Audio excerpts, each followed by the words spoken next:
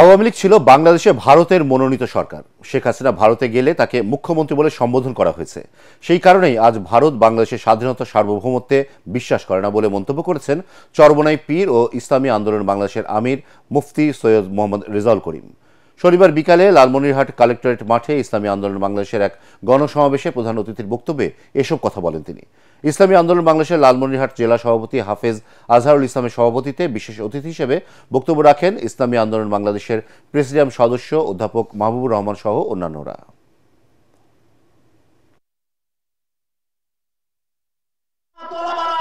এই 53 বছর স্বাধীনতার ইতিহাসে স্বার্থান্বেষী মহল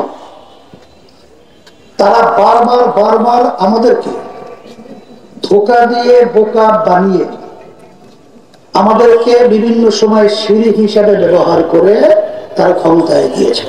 এই দেশের টাকা বিদেশে পাচার করেছে। আওয়ামী লীগ ভারতেরই সরকার ছিল।